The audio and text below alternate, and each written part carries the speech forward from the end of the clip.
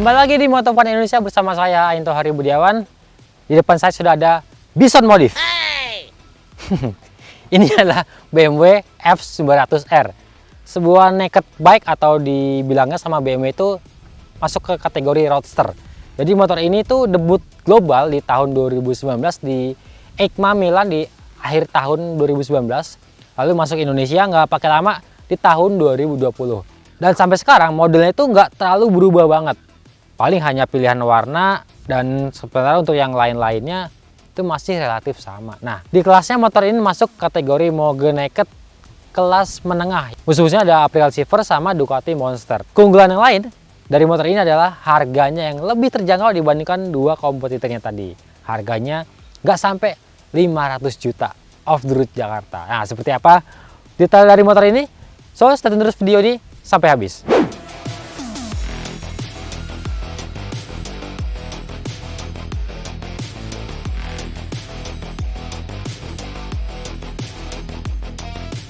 Oke, yang pertama yang menarik buat saya adalah desainnya. Dia terlihat modern dan desainnya tuh gagah banget ya. Kalau kalian lihat dari samping, itu kesannya tuh padat di bagian depan. Sementara bagian belakangnya itu terlihat lebih pendek, lebih padat dan juga lebih ramping. Salah satu ciri khas dari motor ini juga dia punya spakbor belakang yang justru menjurus sampai menutup roda bagian belakangnya. Secara tampilan dari fascia depan dia terlihat modern dengan penggunaan lampu LED. Dan dia udah ada LED RL yang bentuknya tuh semacam perisai gitu yang seperti bergaris di depan mukanya. Dan ada logo huruf R yang bisa jadi artinya ini adalah masuk kategori motor roadster. Suspensi depannya juga sudah upside down, dia terlihat ukurannya gede, gagah dan dia warnanya hitam menyatu dengan spakbor dan juga warna di cover lampu utamanya ini. Nah, di atasnya ada panel meter full digital, tapi kalau dilihat dari depan ini tuh terlihat seperti pakai mahkota gitu ya, karena dia ada dudukannya dengan logo F900 di sini. Dia terlihat lebih tinggi, kayak semacam ada mahkotanya. Kemudian di bagian tangki, bagian tengah motor ini kalian pasti bisa melihat dia punya cover tangki yang keker, gagah dan garis-garis juga tegas. Dan serutnya ini menutup sampai bagian samping radiator. Nah, di balik serut ini, di kanan kirinya juga ada semacam selang intake untuk suplai udara menuju ruang bakar. Jadi kanan kiri. Nah, makanya efeknya kalau motor ini dipakai digas lebih cepat responsif gitu, akan terdengar suara ngorok dari bagian depan ini.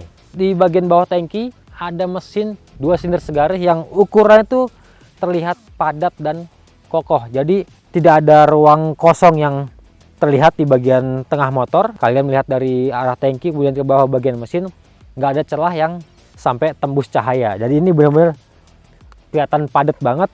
Dan di belakangnya ada jok yang modelnya ini berundak tapi dia menyatu dengan pembonceng dan boncenger, jadi tidak model terpisah ala motor sport. Dan joknya ini punya bentuk yang slim di bagian pangkal paha pengendara, jadi kita duduknya lebih mudah. Buritan dia juga tersemat sepasang behel dengan model tanduk. Ini juga menambah kesan sporty dari motor ini.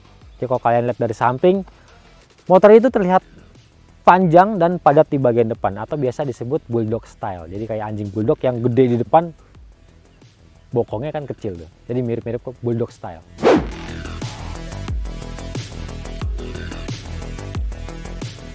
Oke, part yang kedua adalah yang saya suka dari motor ini, fiturnya pasti berlimpah. Iyalah, harganya hampir 500 juta off the road. Fiturnya apa aja? Yuk kita langsung lihat. Oke, yang pertama panel meter TFT dengan fitur connectivity yang jadi standar motor BMW keluaran terbaru. Panel meter TFT ini banyak informasinya yang bisa dikendalikan lewat multi controller di setang sebelah kiri nih. Isinya juga lengkap banget.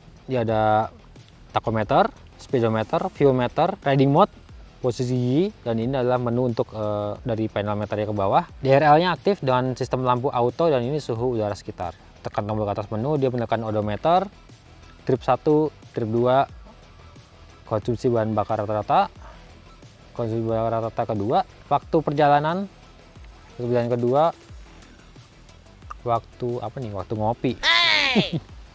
Dan ini kecepatan rata-rata, dan ini adalah tekanan roda. Baik lagi ke sisa jarak yang bisa ditempuh dengan sisa bahan bakar. Baik lagi ke fuel meter dan odometer. Untuk informasi selengkapnya dari panel meter ini bisa kalian lihat di scene berikut ini.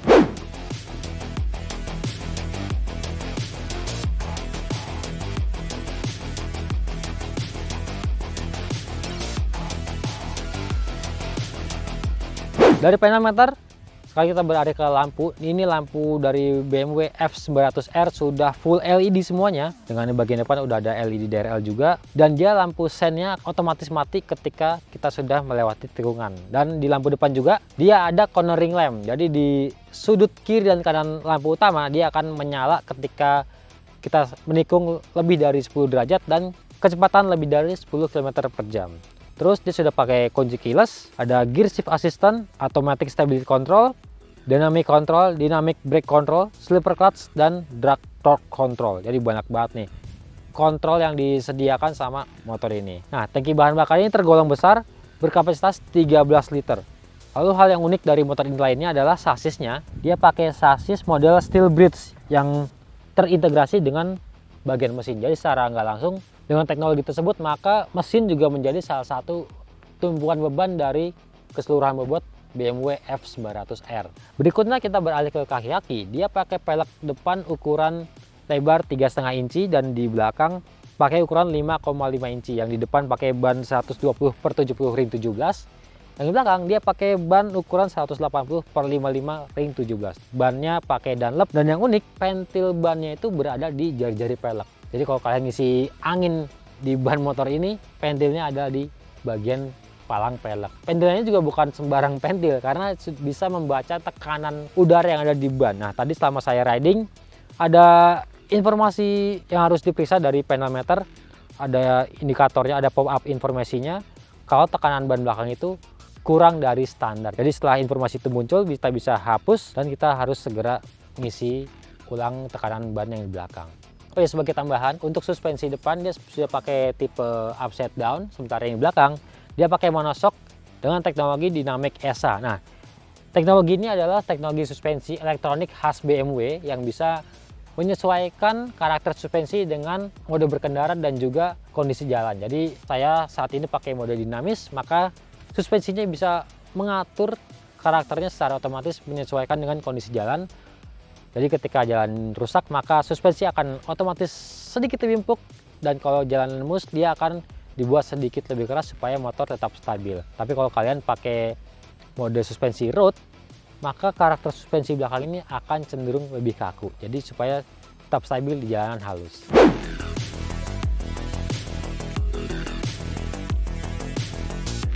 Walaupun motor ini kelihatannya tuh gede banget, tapi menariknya motor ini juga terhitung ramah buat postur saya yang 172 cm dengan bobot 75 kg. Kita langsung naikin. Nah, walaupun memang kelihatannya tuh kalau dilihat dari kamera pasti ukuran motor terlihat intimidatif ya, kelihatan gede banget. Tapi dinaikin kaki saya masih bisa menapak dengan sempurna, enak banget. Dan ini tinggi joknya 815 mm. Mungkin untuk sebagian orang yang tingginya kurang dari 170 cm akan sedikit masalah. Tapi kalau menurut saya hal itu sudah diantisipasi sama pihak BMW. Karena dia punya desain jok bagian sini yang melekuk dan dibuat lebih sempit supaya paha tidak terganjal oleh jok di bagian sini. Dan juga cover tangki bahan bakar walaupun memang tidak terlalu menyempit, tapi ini sudah cukup pas dan bentuknya tuh seakan-akan menyatu dengan garis tepian jok. Posisi stangnya ini sendiri tuh agak maju ke depan, agak menjorok ke depan, dan dia stangnya lebar dan dengan lekukan yang sedikit mengarah ke pengendara. Akibatnya posisi tangan dan juga dada saya akan memberikan postur berkendara yang agresif seperti ini dengan tangan membuka dan juga posisi dada yang lebih membuka. Jadi kesannya itu agresif banget, apalagi pijakan kakinya ini posisinya rasanya itu agak sedikit lebih tinggi. Jadi kalau lagi riding kita tuh kesannya tuh beban badan itu ada di tangan, padahal kalau saya pakai di tangan tidak ada rasa pegal yang berlebihan, dan ini menurut saya masih oke untuk penggunaan sehari-hari.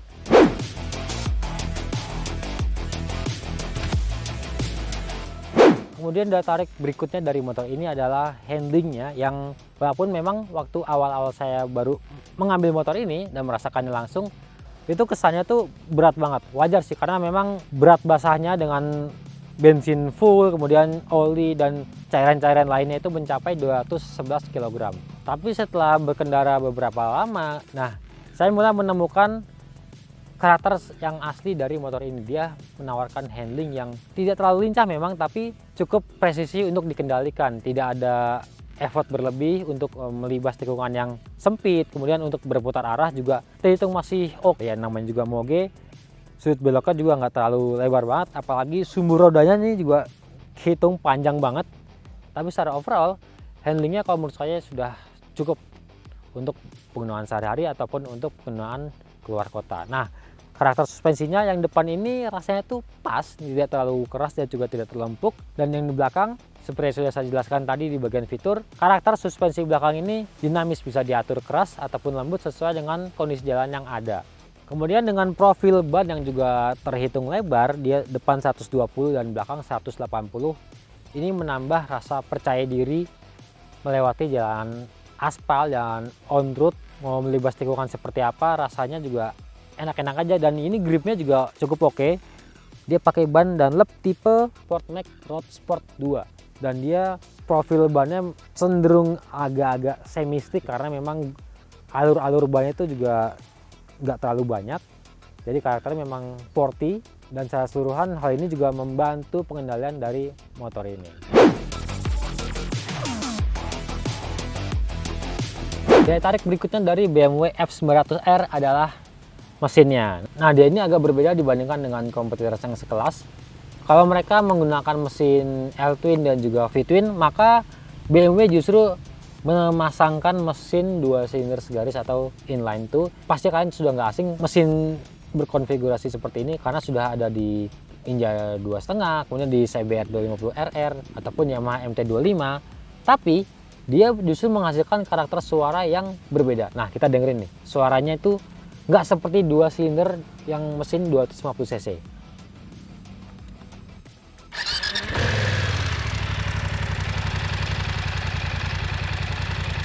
Suaranya tuh terdengar ngebas di bagian knalpotnya, tapi di bagian mesin ini ada semacam suara yang agak sedikit kasar. Tapi memang ini sudah menjadi ciri khas dari BMW F900R. Dan kalau kita geber, dia akan terdengar suara ngorok di bagian depan ini. Oke.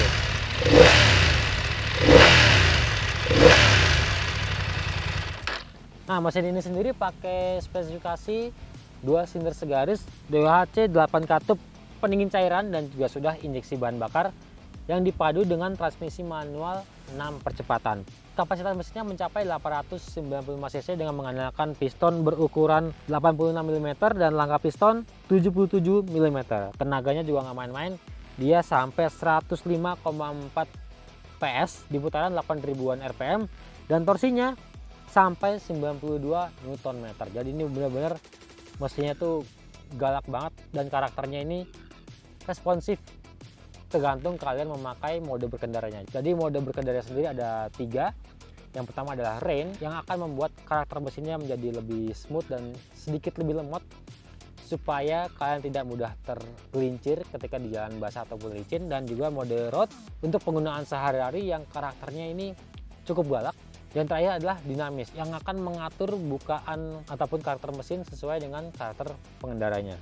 Sebenarnya ada satu lagi riding mode yaitu Dynamic Pro, tapi riding mode tersebut baru bisa diaktifkan setelah mendapatkan update software di bengkel resmi BMW Motorrad. Nah, teman-teman, itu dia tadi hal-hal menarik dari BMW F900R. Kesimpulannya, motor ini cocok kalau kalian lagi mencari motor dengan budget 500 jutaan tapi dengan sentuhan teknologi yang modern, karena dibandingkan kompetitornya yang sudah saya sebutkan tadi, memang BMW F900R ini yang paling lengkap dan juga yang paling canggih. Seperti dari penggunaan lampu full LED dengan LED DRL di depan dan juga suspensi belakang Dynamic ESA, itu menjadi salah satu fitur andalan dari BMW yang tidak dimiliki sama kompetitornya. Lalu juga untuk karakter mesinnya, motor ini juga lengkap banget, sudah ada riding mode dan juga karakter mesinnya responsif. Jadi cocok untuk kalian yang suka berkendara agresif. Yang ditunjang juga sama posisi berkendaranya yang membuat kalian terlihat gagah ketika mengendarai BMW F900R. Oke, rasanya sekian video kali ini yang ngebahas sebuah naked bike atau BMW mencoba dengan roadster BMW F900R. Oh ya, harganya di angka 400 jutaan. Kalian bisa lihat di bawah ini, off the road Jakarta. Nah, kalau di on road-in estimasinya ditambahkan sekitar 10 sampai dengan 15%. Nah, tinggal dihitung aja tuh. Jadi harga on road-nya berapa dari motor ini. Kalau gitu jangan lupa di like, di komen, di subscribe channel Motovun Indonesia. Main-main juga ke website kita autovun.co.id, dan pemilik TikTok mampir juga ke TikTok kita Motovun Indonesia. So, sampai ketemu di video selanjutnya.